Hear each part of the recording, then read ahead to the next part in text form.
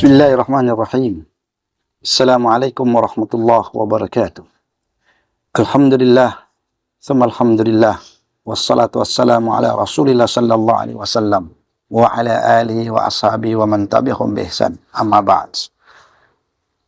Mari kita memulai memuji, memulai bersyukur, memulai bertasbih dengan kalimat-kalimat thayyibah, agar tasbih-tasbih itu bisa menjadikan hujjatun lana wala alaina.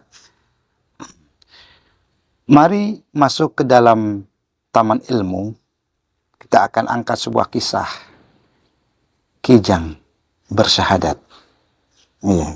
Kijang berkata di depan Rasulullah sallallahu alaihi wasallam, "Asyhadu an la ilaha illallah wa asyhadu anna Muhammadar Rasulullah." Hadis ini diriwayatkan oleh Al-Munzir dalam kitab At-Targhib wa Tarhib. Wahai teman,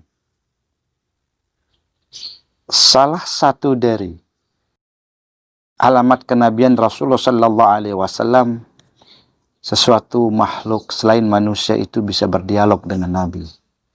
Dan Nabi pun menjawab. Seperti pohon bisa bersyahadat di depan Rasulullah sallallahu alaihi wasallam. Bahkan syahadatnya sampai 3 kali. Asyhadu an la ilaha illallah wa asyhadu anna Muhammadar Rasulullah. Kadang-kadang kita juga membaca kerikil-kerikil bisa bertasbih di tangan Nabi sallallahu alaihi wasallam. Batu-batu yang dilewati atau gunung-gunung, bukit-bukit yang dilewati oleh Rasulullah sallallahu alaihi wasallam menyapa Rasulullah sallallahu alaihi wasallam dan mengatakan, "Assalamu alayka ayuhan nabi." Begitu. Kali ini benar-benar kisah yang unik dan menarik. Memang kalau kita kembalikan oleh Silsilatul Ahadits Adh-Dhaifah, Syekh Albani mengatakan kisah ini sebenarnya lemah, namun cukup memberikan sebuah inspirasi kepada kita bahwa salah satu alamat kenabian Rasulullah sallallahu alaihi wasallam, siapapun yang bisa di dialog ajak Nabi dan dia akan menjawab. Kijang. Satu hari ada seorang pemburu di padang pasir. Dan terperangkaplah Kijang. Dan Kijang ini memiliki 2 anak. Dan anaknya itu masih menyusui. Maka Rasulullah sallallahu alaihi wasallam lewat, dipanggil. Mendengar suara itu, Rasul mendekat.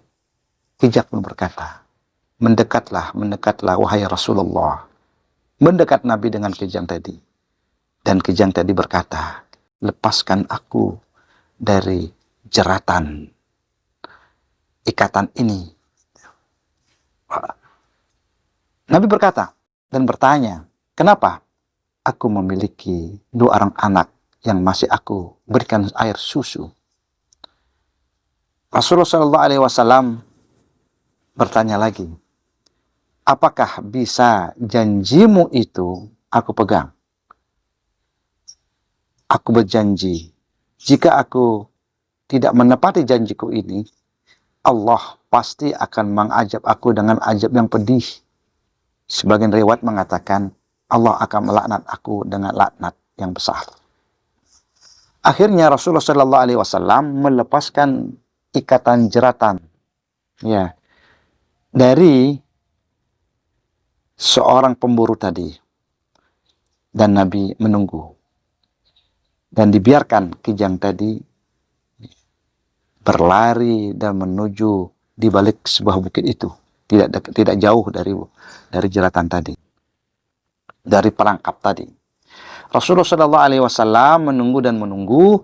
Selesai Kijang itu memberikan air susunya kepada 2 anak tadi, kemudian Kijang itu datang. Kijang tadi datang dan Nabi yang mengikatnya lagi. Itulah sebuah janji Kijang kepada Rasulullah sallallahu alaihi wasallam, bisa dipegang janjinya. Tentu manusia lebih dari Kijang karena dia memiliki akal, pemikiran, bahkan memiliki syariat sebuah hukum. Bahkan membaca tuntunan-tuntunan Rasulullah sallallahu alaihi wasallam bahwa janji itu adalah satu simah dari orang-orang mukmin. Kijang diikat kembali. Kemudian datanglah seorang pemburu tadi, katakanlah dia adalah seorang badui, dan berkata dengan Rasulullah Shallallahu Alaihi Wasallam. Nampaknya badui ini kenal Rasulullah Shallallahu Alaihi Wasallam, dan dia berkata, "Ya Rasulullah, apa yang kau inginkan di tempat ini?" Rasulullah Shallallahu Alaihi Wasallam menjawab, "Aku menginginkan agar kijang ini engkau lepaskan."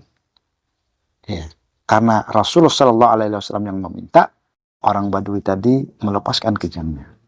Dalam riwayat yang lain, bahwa kijang yang kena perangkat dari seorang pemburu tadi, dari bangsa badui, ya, maka Rasulullah Shallallahu Alaihi Wasallam minta dilepaskan, dan kijang itu dibeli oleh Rasulullah Shallallahu Alaihi Wasallam, kemudian dilepaskan oleh Rasulullah Shallallahu Alaihi Wasallam.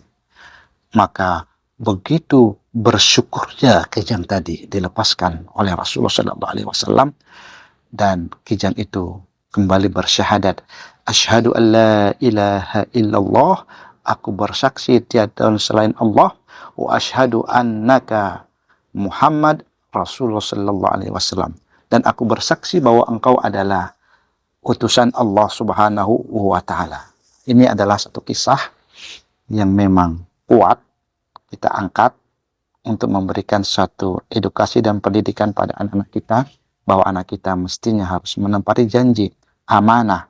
Jika sudah bertutur kata kepada temannya atau kepada yang lainnya, maka dia harus komitmen dan konsekuen. Begitu juga kita, seorang mukmin, kalau sudah berjanji, jangan dikhianati, karena janji itu pasti akan diminta pertanggungjawaban.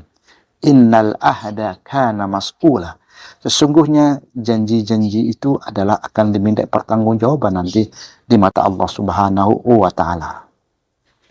Kijang saja bisa mentaati Rasulullah Sallallahu Alaihi Wasallam. Sebaiknya umat Muhammad Sallallahu Alaihi Wasallam bisa mentaati Rasulullah Sallallahu Alaihi Wasallam.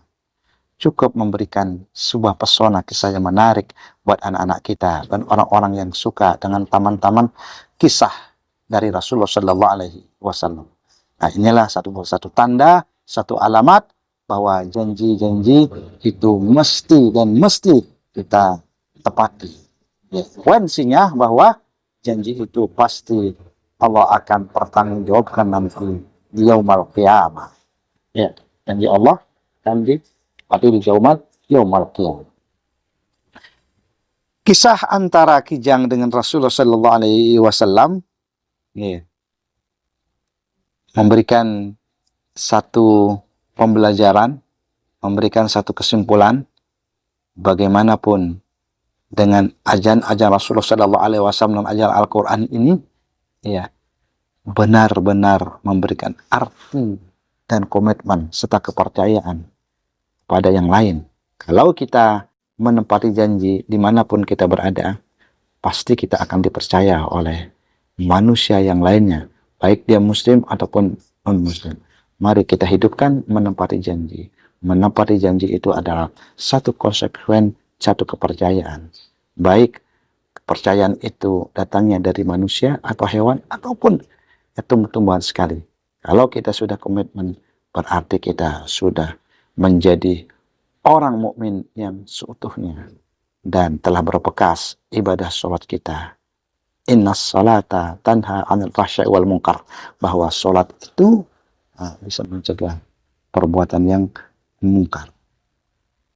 Aqulu qawli hadza wa astaghfirullah li wa lakum. Wassalamu alaikum warahmatullahi wabarakatuh.